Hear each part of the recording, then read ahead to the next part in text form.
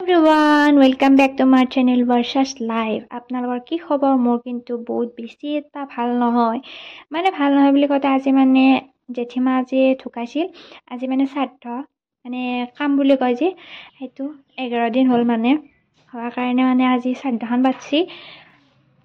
তাৰপিছত বামুণ বদি তাত আহিছে, সিদিনাখনো দেখা পাইছি আপোনালোকে দেখিছোঁ। তো আজি পুথিখনো পঢ়িবৰ কাৰণে জ্যেষ্ঠা বুলিয়ে মাতে চবে, জ্যেষ্ঠাও আহিছে। আৰু এটা আমাৰ জেঠিমা আছিল আৰু ফটোখন দেখাই দিছোঁ আৰু আপোনালোকক। আৰু দেউতা যিখিনি নিয়ম আছে আৰু এতিয়া কি বুলি কয় পিণ্ড ভাত বনাব লাগে বোলে। তাতে ভাত বনোৱাৰ যোগাৰ পাতি কৰি আছে দেউতাই, যিহেতু কাম লোৱা মানুহ বনাব লাগে। দেউতাই বনাই আছে আৰু কুমাৰ চৰুইটো গাইছ চিনি নাপায় যদি দেখাই দিছোঁ আপোনালোকক চাওক। আৰু এইখিনি গোটেইখিনি দান বৰঙণি যিমানখিনি আছে সেইখিনি গোটেইখিনি ইয়াতে পাতিখনত থৈ দিছে। আৰু গাইজ এনেকৈ বহিছোঁ আমি গোটেইখিনি ঘৰৰ মানুহকেইটা সেৱা ভাগ কৰিব লাগিব যিহেতু। আৰু চাকিখিনিটো জ্বলাই দিলোঁ, চাকি ধূপ আৰু এইটো গিয়েটি আইতা আৰু ককাটো। আৰু এনেকৈ আমি গোটেইকেইটা বহি ল'লোঁ সেৱা কৰিবৰ কাৰণে গাইজ। আৰু গাইজ মই অলপ দাউৰা দাউৰি কৰিলোঁ আৰু মই বুলি নহয়, ডাঙৰ আপিও কৰি আছে। আৰু এইটো কি এইটো ভালকৈ ইমানখিনি নাজানো, তথাপিও এইটো কি বুলি কয় মই ভালকৈ নাজানো। যদি কোনোবাই জানে কমেণ্ট বক্সত জনাব। চাউল 3 বাৰ দি কিনে ফটোখন যোনখন আছে আৰু তাতে ফুলখিনি দিবা দিছি, যিহেতু শ্ৰাদ্ধ পুষ্পাঞ্জলি অৰ্পণ কৰিব লাগিব। তো তাৰ কাৰণে গোটেইখিনিয়ে চাউল 3 বাৰ দি কিনে পুষ্পাঞ্জলি দিবৰ কাৰণে বৰদেউতাটো ক'লা। ইমানখিনি নিয়ম জানা নাছিলোঁ, দেখাও নাছিলোঁ। সৰুতে বহুত সৰুতে এইগিলাক কাম কাজবিলাক গেছি ককা আইতাৰ।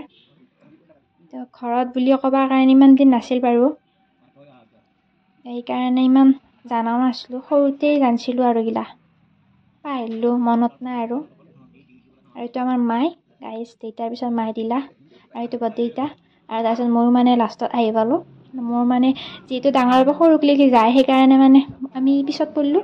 আৰু গাইজ এই আমি বহি লৈছোঁ পুথি শুনিবৰ কাৰণে। জ্যেষ্ঠাটো পুথি পঢ়িব গাইজ, পুথি পঢ়িবৰ কাৰণে আমি মানুহ অহা নাছিল কাৰণে আমি ডাঙৰ আপি আৰু ময়ে সৰু আপিকো বহাই লৈছোঁ। ইয়াতে আমি পুথিখিনিও পঢ়িলোঁ আৰু অলপ চলপ ৰামখিনি ক'লোঁ আৰু নিৰামিষো ধৰ্ম নাম নলাগে সদায় সমদমদানে ঠিকালে সজন সিংহক নলাগৈ কুকুৰে খাই যাইতে পাৰে। অপাৰ সংসাৰ সুখে হুৱে পাৰ মৰি সেই ৰাম বাণী কাকক লাগীয়া খুব নৰ ভাণ্ড যেন নকৰয় হানিয়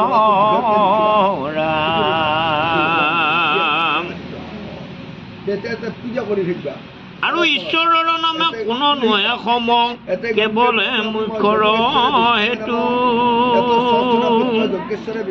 স্মৰণ মাত্ৰকে দহে নিৰন্তৰে অপাত কৰ ধুমকে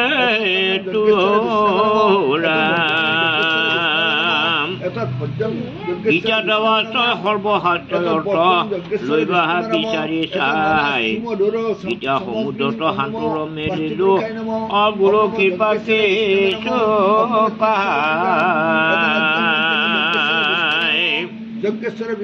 যদি ব্ৰহ্মচাৰী যদি বানবন্ত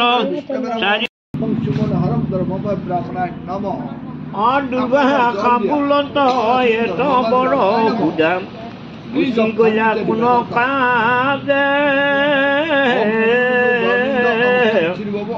আগৰ পাছ চাই সমস্তে পলাই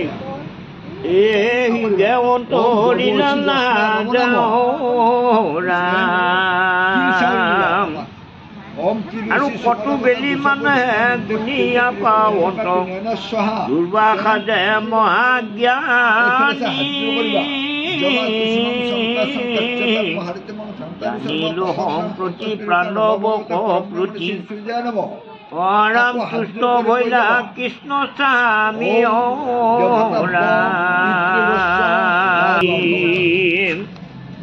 যদি সাংগে পূৰ্ণ কৰিব নোৱাৰো ঈশ্বৰত হুৱে মতি যেন গঙ্গা জাতি পথে পান এৰে তবু পাৱে তীৰ্থ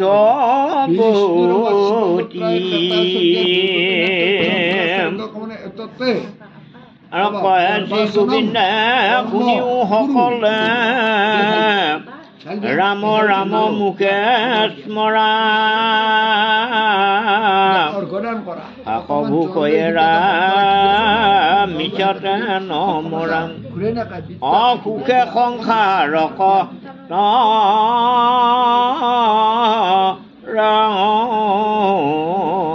ৰাম হৰি ৰাম